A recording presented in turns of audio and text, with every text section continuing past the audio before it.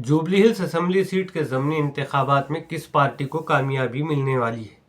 क्या कांग्रेस जीतेगी, क्या बीआरएस जीतेगी या फिर बीजेपी जीतेगी?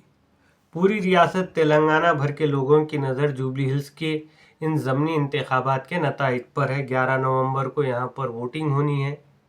14 नवंबर को नताइज सामने आ जाएंगे।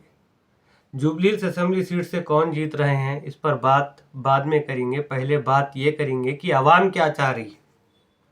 एक लोग है, एक आम शख्स है, सुबह 9 बजे से रात के 8 बजे तक वो अपनी ड्यूटी पे जाते। ज़िंदगी में रोज़ जो है उनका एक रूटीन रहता, अपनी कश्मकश में लगे हुए हैं, अपनी जुस्तजू में लगे हुए हैं, धक्के खा रहे हैं। ये लोगों को सताना नहीं किसी भी तरीके से, इनको इनके हाल पे छोड़ दो आप।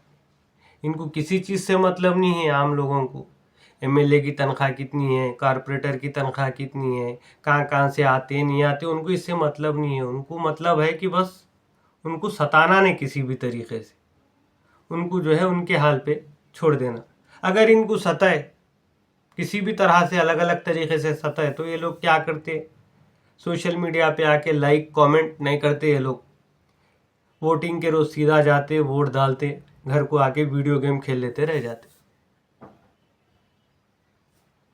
तो इसलिए जो है आम लोगों को किसी भी तरह से कोई भी हुकूमत रहो सताना नहीं। वेस्ट बंगाल में, पश्चिम बंगाल में जो है, मगरबी बंगाल में 3 दहाकों से ज़्यादा वक्त तक कम्युनिस्ट पार्टीज़ की बायां बाजू इत्तेहाद की हुकूमत रही वहाँ पे। क्या वजह थी? एक हुकूमत, एक रियासत में रहना एक अलग चीज़ है, किसी एक सीट पे जीतना बार बार वो एक अलग चीज़ है। हुकूमत में रहना लगातार बोल तो बहुत बड़ी बात है। कुछ तो वजह रही होंगी आवाम के अंदर, कुछ तो अच्छा दिखाऊंगा उनके बारे में। अगर सिंगूर और नंदीग्राम के वाक़े अगर मगरबी बंगाल में नहीं होते तो आज तक भी शायद कम्युनिस्ट पार्टीज़ की वहाँ पर हुकूमत रह सकती थी होंगी। अगर कोई बोल रहे हैं कि मैं 2 मियाद तक बनूंगा, 3 मियाद, 2 मियाद 3 मियाद नहीं, आप 25 साल तक भी बन सकते। शर्त यह है कि आम लोगों को किसी भी तरीके से नहीं सताना।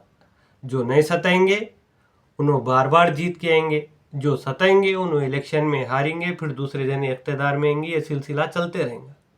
ये एक ही फार्मूला है इलेक्शन जीतने का, दूसरा और कोई फार्मूला नहीं है कि पब्लिक को किसी भी तरीके से नहीं सताना, बस खत्म।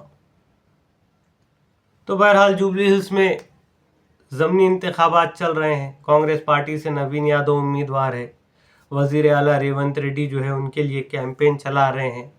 अजहरुद्दीन नए तेलंगाना की काबीना में वज़ीर बने हैं। सीएम रेवंत रेड्डी के साथ वो भी कैंपेन में हिस्सा ले रहे हैं। कांग्रेस पार्टी के रियासत के आला कायदीन, वज़रा, एमएलएस पूरी कोशिश कर रहे हैं वहाँ कांग्रेस पार्टी को कामयाबी दिलाने के लिए। तो वहीं दूसरी जानिब बीआरएस से मागंटी सुनीता उम्मीदवार है, जिनके शौहर मागंटी गोपीनाथ के गुजर जाने के बाद यहाँ पर ज़मीनी इंतखाबात किया जा रहा है। तो वहीं बीआरएस के कायद केटी रामाराव की जानिब से एड़ी चोटी का जोर लगाया जा रहा है ताकि बीआरएस यहाँ से कामयाब हो जाए। बीआरएस के एमएलएस, आला कायदीन माइक्रो मैनेजमेंट कर रहे हैं, यहाँ पर बारीकी से इलेक्शन लड़ने की कोशिश उनकी जानिब से की जा रही है।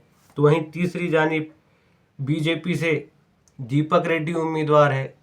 तो वहीं बीजेपी से मरकज़ी वज़रा जी किशन रेड्डी हों या फिर बंडी संजय हों या फिर उनके अलग अलग जितने भी कायदीन हैं, डॉक्टर के लक्ष्मण राज्यसभा के जो मेंबर हैं, रामचंद्र राव जो बीजेपी के रियासती सदर है, ये तमाम लोग भी जो है बीजेपी की कामयाबी के लिए भरपूर कोशिश कर रहे हैं।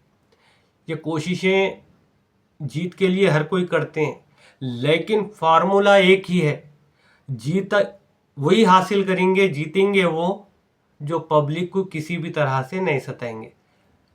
मान लीजिए अगर कोई जीत गए तो समझ जाना कोई उनको सताए। अगर उनको पब्लिक को नहीं सताया गया, लाजमी बात है एक जने जीतेंगे।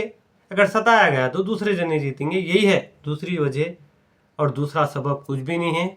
कौन जीतेंगे कौन हारेंगे बोल तो अगर पब्लिक को दिखेगा कि हमें सताया जा रहा है तो एक्स जीतेंगे। अगर उनको दिख रहा है कि नहीं हमें नहीं सताया गया, हमें बहुत सहूलत दी गई, हम बहुत खुश हैं इस हुकूमत से, हम पर किसी तरह का प्रेशर नहीं है, तो वही जीतेंगे।